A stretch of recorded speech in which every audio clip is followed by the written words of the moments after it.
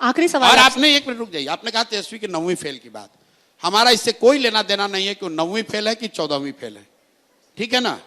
मैं क्यों कह रहा हूं उसकी बात को आप समझिए गंभीरता को। सामाजिक राजनीतिक स्थिति, सामाजिक आर्थिक स्थिति और परिवेश की वजह से कई बार आपको यह अवसर नहीं होता है कि आप फॉर्मल एजुकेशन कर सकें। मुझे इस बात का ज्ञान है। कामराज से बड़ा कोई मुख्यमंत्री तमिलनाडु में नहीं हुआ, कामराज को कोई फॉर्मल एजुकेशन नहीं थी, लेकिन उनकी परिस्थिति अलग थी।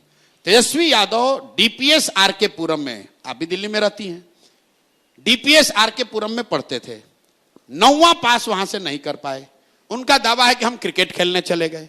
अब क्रिकेट में कितना नाम कमाया वो तो बात छोड़ दीजिए। बाबूजी ने उनके कहा कि अरे भैया मेरा लड़का, हम तो सोचे थे क्रिकेट खेलने गया है, ये तो तौली लेकर पानी लेकर दौड़ रहा है। चलिए मान लीजिए उन्होंने कहा कि हमारे अंडर विराट कोहली खेले थे, हम मान लीजिए कि बहुत बड़े क्रिकेटर भी थे। क्रिकेट छोड़े हुए उनको कम से कम 20 वर्ष हो गया। बिहार के गांव देहात में चलिए, सामान्य परिवारों में आपको महिलाएं मिलेंगी, आप पूछिएगा कितना पढ़ी हैं तो बोलेगी बीए किए हैं। फिर आप पूछिए भाई बीए कब कर लिए तो बोलेगी कि हमारे बाबूजी थे ना तो हमको 8वीं तक पढ़ाए थे, लेकिन हमारा जब शादी हुआ पढ़ाई छूट गया, शादी हुआ तो हमारे पति ने हमको मैट्रिक कराया, फिर भैया बचवा बाल बच्चा हो गया ना तो पढ़ाई छोड़ दिए, लेकिन जब लड़का सब बड़ा हुआ तो कॉरेस्पॉन्डेंस से बीए किए। ये उस महिला का शिक्षा के प्रति आदर और सम्मान दिखाता है, वो दिखाता है कि वो महिला की शिक्षा के प्रति सोच क्या है। तेजस्वी यादव का 9वीं पास नहीं करना यह दिखाता है कि इस व्यक्ति की शिक्षा को लेकर सोच क्या है। भाई आप उस समय नहीं पढ़े, क्रिकेट खेलने चले गए, अब पढ़ लो, अब मैट्रिक पास करके दिखा दो। आखिरी सवाल। ना, अरे आप ऐसे बोल के निकल रहे हैं।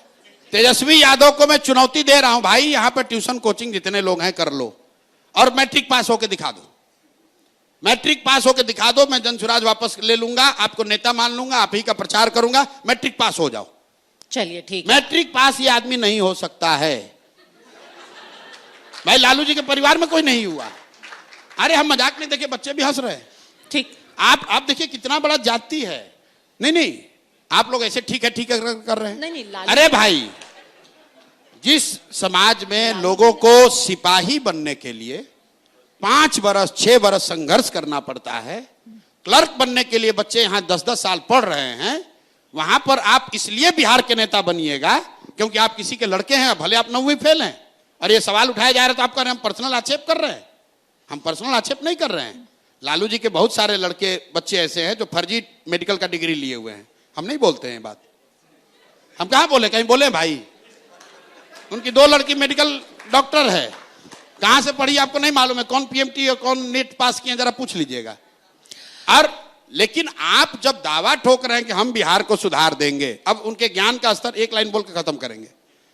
ये बड़ा आदमी बोलता है सरकारी नौकरी पर कि हमने 5 लाख दे दिया, 10 लाख दे दिया। एक आंकड़ा भैया सब लोग याद कर लीजिए, बिहार में आपकी रिसर्च टीम ने नहीं बताया होगा, चपरासी से लेकर मुख्य सचिव तक संविदा कर्मी इंक्लूडेड टोटल 23.25 लाख लोग ही सरकारी नौकरी करते हैं। जाकर ऑडिटर जनरल का रिपोर्ट देख लीजिएगा।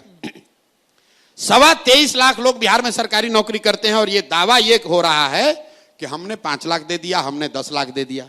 अरे मेरे भाई टोटल नौकरी ही 23.25 लाख लोगों को है। और अगर उन्होंने 5 लाख नौकरी दे दी तो बड़ा एक सिंपल सा गेस्ट पेपर वाला सॉल्यूशन है कि भाई आप ही के मन से वो घोषणा कर दें कि हम उन 5 लाख बिहार के लोगों का नाम नंबर जारी कर देंगे जिनको हमने नौकरी दी। आप नंबर जारी कर दो, हम लोग मान लेंगे कि भाई आपने नौकरी दी है। ऐसा कैसे है कि आपने 5 लाख लोगों को नौकरी दे दी, उनको सैलरी मिल रही है, लेकिन उनका नाम पता कोई नहीं जानता है, और तुम उसका नाम पता जारी नहीं कर रहे हो। यार जारी कर दो, हम लोग मान लेंगे कि 5 लाख नौकरी तुमने दी है। ठीक है, आपने चैलेंज दो चैलेंज दिए यहाँ पे, एक मैट्रिक पास करने का और एक वो नाम पता जारी करने का। लेकिन खत्म करने से पहले एक सवाल, क्योंकि आपने सोच के बारे में बात की है, आपने हाल ही में एक सन ऑफ बिहार मनीष कश्यप को अपनी पार्टी में शामिल किया है। उनके कई पुराने ट्वीट लोग निकाल करके कह रहे हैं कि ये उनकी सोच है। क्या ये जनसुराज की विचारधारा है? क्या ये एक एग्जाम्पल आप सेट करना चाहते हैं बिहार के लिए और देश के लिए? आप तो उत्तराखंड की है, गंगा वहां से निकलती है और वहां सैकड़ों नदियां, छोटी बड़े नदियां बंगाल आते आते गंगा में समाहित होता है। तो क्या हम लोग गंगा को कोई दूसरा नदी कहने लगते हैं? भाई जनसुराज इतनी बड़ी विचारधारा है, इतना बड़ा परिवार है कि उसमें सब लोग आकर समाहित हो सकते हैं। अब लेकिन ये बात अब उन्होंने ये बात जो है कि बातें क्या कही हैं कुछ मैं उस पे ऐसी आ रहा बातें हूं। जो मैं अभी बोल भी नहीं मैं उस सकती। पे आ रहा हूं। ये तो आपका मैं विचारधारा उस पे दिखाता आ है। रहा हूं। मान लीजिए कि मनीष कश्यप ने मुझे ही गाली दी, तो क्या उनको सुधरने का, मुख्य धारा में आने का, सही काम करने का रास्ता देना चाहिए कि हमको उन्हीं रास्ते पर छोड़ देना चाहिए कि वो जिहादी बन जाएं? आप बताइए कि अगर 20 साल 22 साल के लड़के को कोई सोशल मीडिया के जरिए उसको हिंदू मुस्लिम के लिए के उन्माद के लिए इस्तेमाल कर रहा है, तो आपका या मेरा फर्ज क्या है? जनसुराज की बात छोड़ दीजिए, अगर वो व्यक्ति सुधरना चाहता है या अपना रास्ता बदलना चाहता है तो क्या उसको अवसर दिया जाना चाहिए कि हम लोग को कहना चाहिए नहीं जो कर रहे हैं यही करते रहो, मतलब समाज में उन्माद फैलाते रहो? मतलब जो आदमी 1 महीना पहले तक भारतीय जनता पार्टी में था उस वक्त तो उन्मादी था, अब उनका पूरा विचारधारा बदल गई मैं है। नहीं अब कह रहा उनका हूं। एकदम माइंड चेंज मैं ये नहीं कह रहा हूं। वो किसी समुदाय विशेष के लिए ये आपने कहा कि उनके ये टिप्पणी है, तो गांधी जी के साथ बाबा साहब भी साथ में काम किए। बाबा साहब का गांधी जी से कई मुद्दों पर बहुत मतभेद था। सुभाष चंद्र बोस जी उनके साथ काम किए, उनका भी कई मतों पर उनसे गांधी जी से सहमति नहीं थी। बहुत सारे लोग ऐसे थे जिनकी सहमति नहीं थी।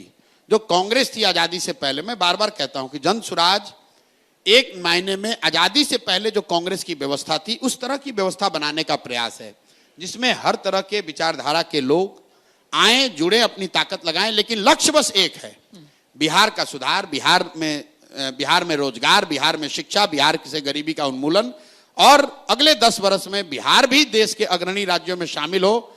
हम लोग भी बिहारी कह के गाली आप लोग से न सुने, यही आशा और विश्वास के साथ हम लोग प्रयास कर रहे हैं और सबका स्वागत है।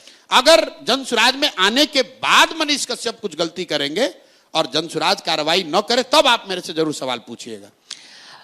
ये बात साफ हो गई है कि गठबंधन में, एनडीए गठबंधन में नीतीश जी ही मुख्यमंत्री का चेहरा रहेंगे। क्या आपको हो गई है?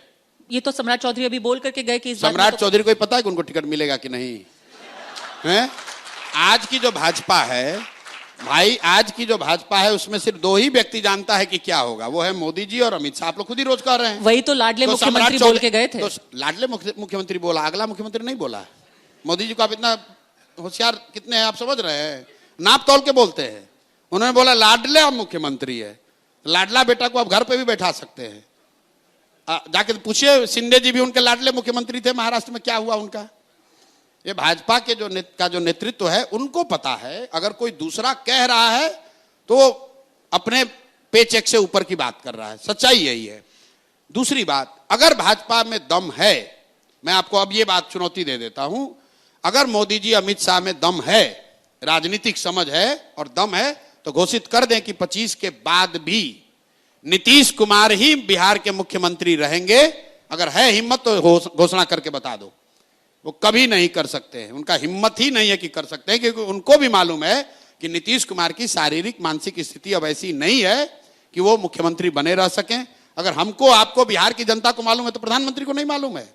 अब आप कहिए कि जब मालूम है तो क्यों बना के रखा है? इसलिए बना के रखा है कि भाजपा की बिहार में न वो ताकत है न तैयारी है कि वो अपने दम पर 243 लड़े। तो किसी तरह जोड़ तोड़ करके वो चाहते हैं कि सत्ता में आ जाएं, और जब जीत के अगर मौका लग गया तो नीतीश कुमार को हटाकर अपना किसी को बैठा देंगे। पर हमसे कुछ ही किलोमीटर दूर अभी तो यहाँ पर एक कार्यक्रम हो रहा है जहाँ पर नीतीश जी पूरा पेंशन की योजना की घोषणा कर रहे हैं। भाई, वो तो लगातार इतना काम इससे ये कहां हो रहा है कि प्रधानमंत्री ने कहा कि भाई शिंदे जी कार्यक्रम कर रहे हैं। आप कह रहे हैं वो अक्षम है, लेकिन कार्यक्रम तो कर ही रहे हैं। अक्षम है कि नहीं है? अब बताइए, आप मुख्यमंत्री हैं और स्टेज पर बैठे प्रधानमंत्री का नाम भूल गए। आप राष्ट्रगान बज रहा है और आप ताली बजाने लगे।